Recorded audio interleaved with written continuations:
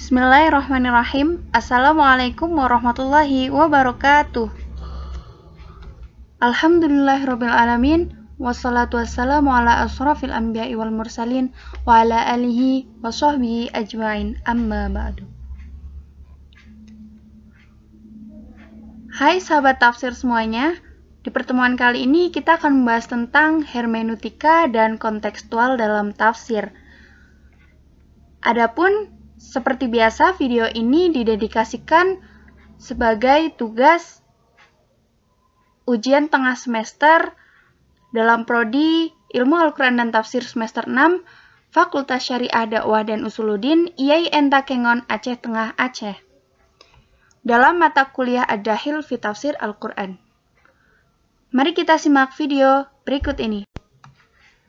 Untuk yang pertama, kita akan membahas tentang apa itu hermeneutika Al-Quran?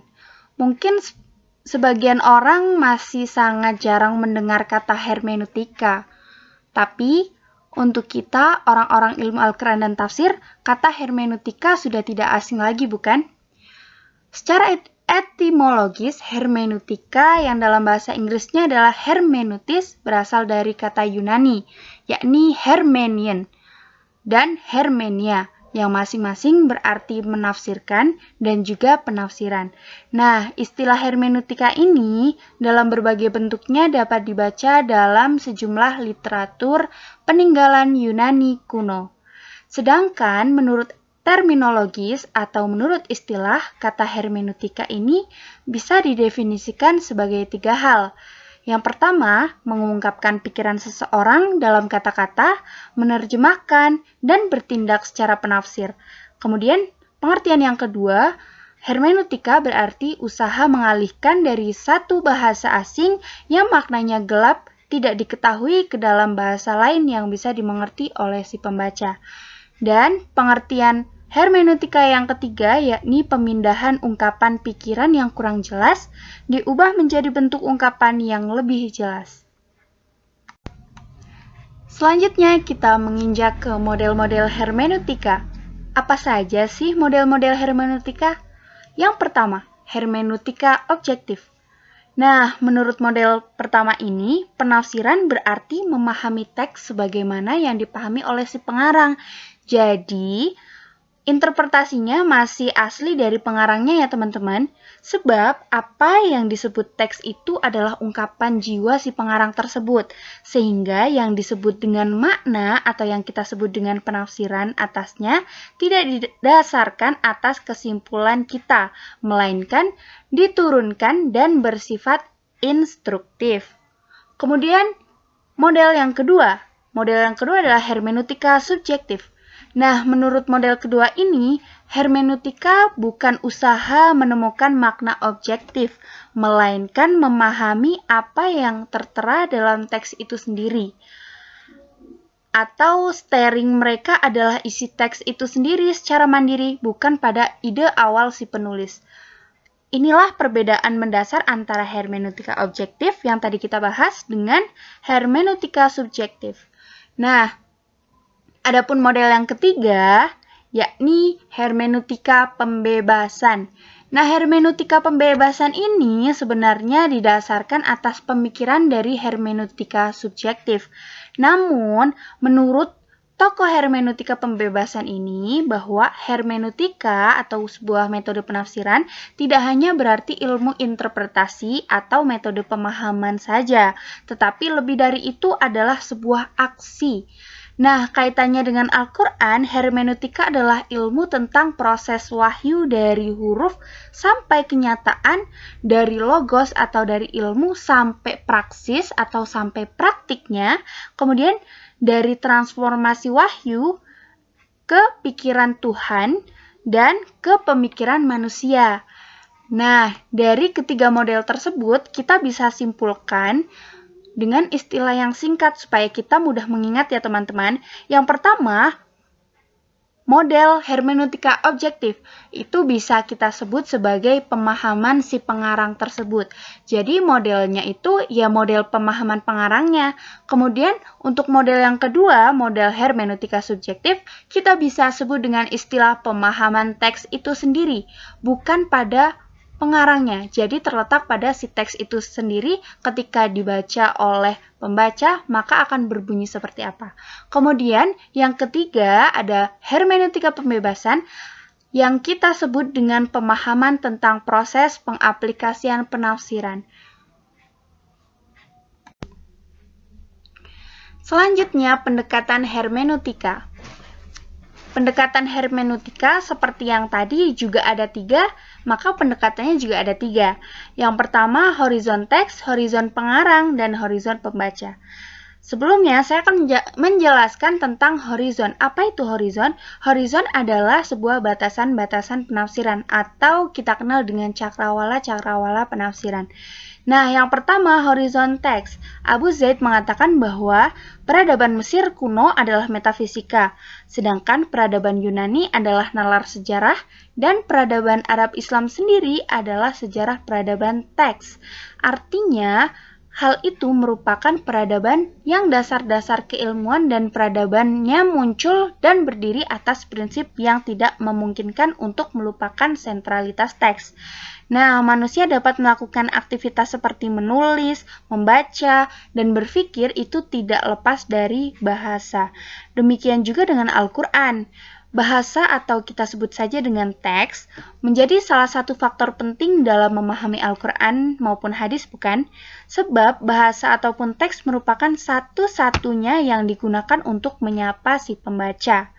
Nah, menyadari pentingnya teks ini, maka langkah pertama sekali dalam menafsirkan Al-Quran adalah memahami teksnya yang berbahasa Arab. Dengan memahami bahasa Arab, seorang mufasir akan memiliki bekal awal untuk memahami makna tentunya, hikmah maupun hukum Al-Quran secara tepat. Kemudian yang kedua, horizon pengarang atau author. Ketika pengarang atau author dari Al-Quran adalah Tuhan yang bersifat transinden dan juga ahistoris, maka hal itu tidak mungkin kita sandarkan. Jadi, kita akan diwakilkan oleh Muhammad SAW yang diyakini oleh umat Islam sebagai seorang mufasir otoritatif atas Al-Quran. Nah, karena Nabi Muhammad SAW hidup dan berinteraksi dengan masyarakat Arab, maka menjadi keharusan bagi penafsir yang ingin memahami Al-Quran untuk memahami pula dimensi historis sosiologis yang menyertai masyarakat Arab pada saat itu. Nah, dengan demikian, untuk mengungkap makna Al-Quran secara keseluruhan, maka seluruh aktivitas Muhammad merupakan penjabaran dari Al-Quran pada tingkat aktual, harus dipahami secara utuh, tidak boleh setengah-setengah. Nah, dari narasi tersebut terjadi proses sebuah teks. Yang pertama itu tahapan pengalaman atau gagasan yang belum termasukkan atau prafigurasi dulu. Kemudian tahapan yang kedua ketika author mulai menciptakan gagasannya atau ketika Nabi Muhammad di sini telah mulai menciptakan gagasannya. Kemudian yang ketiga tahap teks yang sudah diciptakan dan ditafsir oleh banyak orang. Nabi Muhammad di sini menyebarkan kepada para sahabat, maka disitulah namanya proses transfigurasi. Kemudian, horizon yang ketiga yakni horizon pembaca. Nah, selain situasi sosial pada masa Nabi, situasi sosial masyarakat kontemporer yang mempengaruhi horizon pembaca juga merupakan hal yang penting untuk dipahami oleh mufasir ya teman-teman. Karena pemahaman ini akan menjadi dasar untuk menerapkan prinsip-prinsip umum, nilai-nilai, dan tujuan-tujuan dari Al-Quran dalam kasus aktual secara tepat. Nah, seorang mufasir harus menguasai dimensi yang membentuk situasi masyarakat kontemporer tersebut, baik itu ekonominya, politiknya, kebudayaannya, maupun segala aspeknya, lalu menilai hal itu dengan mengubahnya sejauh yang diperlukan. Sejauh yang diperlukan ya teman-teman, bukan apa dari kepentingan mereka. Nah, baru kemudian menentukan prioritas-prioritas baru untuk bisa menerapkan Al-Quran secara baru pula di masyarakat modern. Nah, secara singkatnya lagi, biar kita ingat pendekatan hermeneutika itu ada teks, author, dan reader. Jadi dari teks tersebut bahwa bahasa Arab dan bahasa adalah alat untuk kita memahami sesuatu. Makanya teks itu sangat penting dalam hal penafsiran. Kemudian author atau si pengarang. Nah, si pengarang ini berfungsi untuk menyampaikan apa yang ada dalam teks, lalu menyampaikan gagasannya, lalu dibaca oleh si reader atau si pembaca. Nah, si reader ini akan merekonstruksi atau menafsirkan kembali dari penafsiran si author atau si pengarang dan menjadi penafsiran yang lebih berkembang sesuai dengan zamannya. Dengan memperhatikan ketiga horizon tersebut, diharapkan suatu upaya pemahaman atau penafsiran menjadi kegiatan rekonstruksi dan juga reproduksi makna teks, yang selain melacak bagaimana suatu teks itu muncul oleh pengarangnya dan muatan apa saja yang masuk dan yang ingin dimasukkan oleh si pengarang ke dalam teks, juga berusaha melahirkan kembali makna tersebut sesuai dengan situasi dan kondisi saat teks tersebut dibaca atau dipahami kembali. Dengan demikian, untuk memperoleh pemahaman yang tepat terhadap suatu teks, keberadaan konteks di seputar teks tersebut tidak bisa dinafikan. Nah, hermeneutika memperhatikan 3 hal sebagai komponen pokok dalam upaya penafsiran, yakni teks, konteks, kemudian melakukan upaya kontekstualisasi yang akan kita bahas di slide selanjutnya. Pembahasan yang nomor 2. Tafsir kontekstual. Secara etimologis, kontekstual berasal dari bahasa Inggris, yaitu context, yang arti dari Indonesianya itu konteks. Nah, setidaknya memiliki 2 arti. Satu, bagian suatu uraian atau kalimat yang dapat mendukung untuk menambah kejelasan makna. Yang kedua, situasi yang ada hubungannya dengan suatu kejadian. Nah, sedangkan secara istilah, kata kontekstual setidaknya memiliki 3 pengertian. Yang pertama, upaya pemaknaan dalam rangka mengantisipasi persoalan dewasa ini yang umumnya mendesak. Sehingga arti kontekstual itu identik dengan situasional. Kemudian yang kedua, pemaknaan untuk melihat keterikatan masa lalu, masa kini, dan masa yang mendatang, atau memaknai kata dari segi historis, fungsional, serta prediksi yang dianggap relevan. Makna yang ketiga, mendudukan keterikatan antara teks Al-Quran dan terapannya. Bentuk-bentuk tafsir kontekstual. Mengenai bentuk tafsir kontekstual atau tafsir siyaki dilihat dari sumber penafsirannya itu ada 2 macam. Yang pertama tafsir mahmudi, yang kedua tafsir mazmumi. Nah, tafsir mahmudi itu bisa kita sebut dengan tafsir yang terpuji. Nah, tafsir jenis ini sebuah penafsiran Al-Quran berdasarkan ijtihad yang benar dengan kaidah yang tepat sesuai dengan syariah dan jauh dari kesesatan. Termasuk sesuatu yang sangat diperhatikan dalam metode ini adalah aspek sosiohistoris suatu ayat. Misalkan saja penafsiran ayat tentang poligami dalam Quran Surat An-Nisa ayat 3 nih, yang lagi rame-ramenya dan mungkin rame sepanjang masa.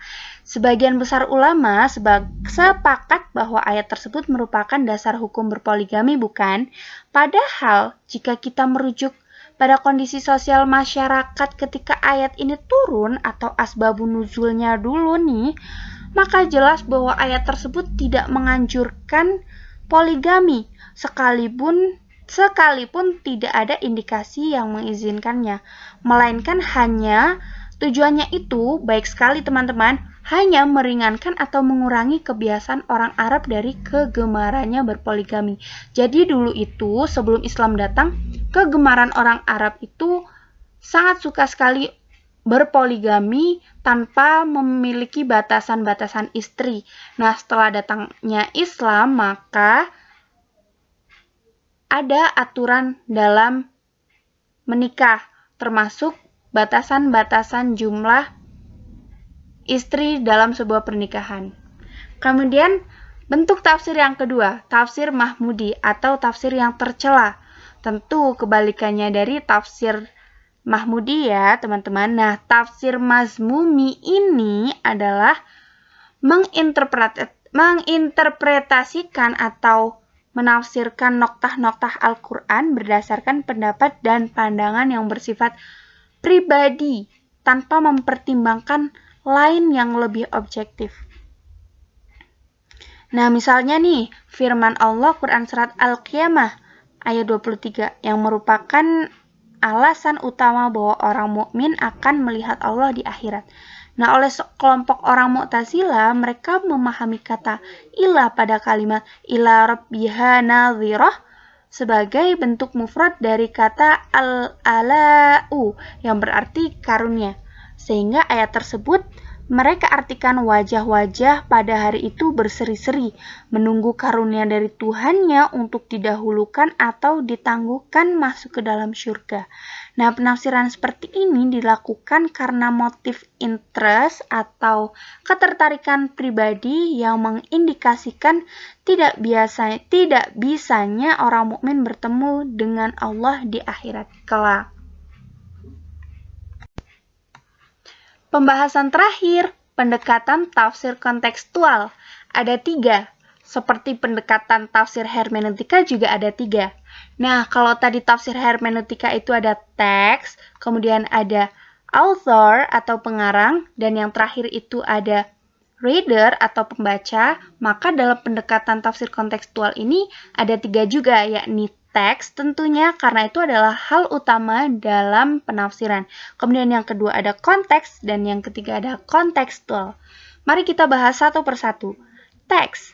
Seperti yang sudah kita bahas di slide-slide sebelumnya bahwa teks adalah langkah pertama dalam menafsirkan Al-Quran. Memahami teksnya yang berbahasa Arab. Dengan memahami bahasa Arab, seorang penafsir akan memiliki bekal awal untuk memahami makna hikmah ataupun hukum di dalam Al-Quran secara tepat. Kemudian yang kedua, itu pendekatannya setelah teks lalu kita kontekskan, atau konteks adalah bagian suatu uraian atau kalimat yang dapat mendukung atau menambah kejelasan dari makna situasi yang ada hubungannya dengan suatu kejadian. Nah, konteks merupakan faktor sosiopsikologis menyangkut faktor-faktor seperti status orang-orang yang terlibat dalam hubungan komunikasi, peran mereka, dan tingkat kesungguhannya. Dimensi pemilihan waktu atau tempo suatu konteks meliputi hari dan rentan peristiwa yang dirasa terjadi sebelum peristiwa komunikasi. Kemudian yang ketiga, setelah kita melihat konteksnya, kita kontekstualkan. Kontekstual itu berarti kita sambungkan dengan yang terjadi di zaman sekarang atau zaman kontemporer sekarang ini. Kita bandingkan dengan konteks tadi apakah cocok atau tidak, kemudian kita cari kesimpulannya dan kita akan mendapatkan suatu kesimpulan yang lebih baik dari sebelumnya. Alhamdulillahirrabbilalamin, kita telah menyelesaikan pembahasan kita tentang tafsir hermeneutika dan juga tafsir kontekstual dalam Al-Quran. Semoga video kali ini bermanfaat ya teman-teman. Banyak sekali kata-kata yang salah dalam penyebutan dan juga banyak sekali kata-kata yang mungkin kurang berkenan di hati teman-teman. Kami memohon ampun kepada Allah dan memohon maaf kepada teman-teman sekalian. Wabillahi taufiq wal hidayah. Wassalamualaikum warahmatullahi wabarakatuh. Sampai jumpa lagi teman-teman.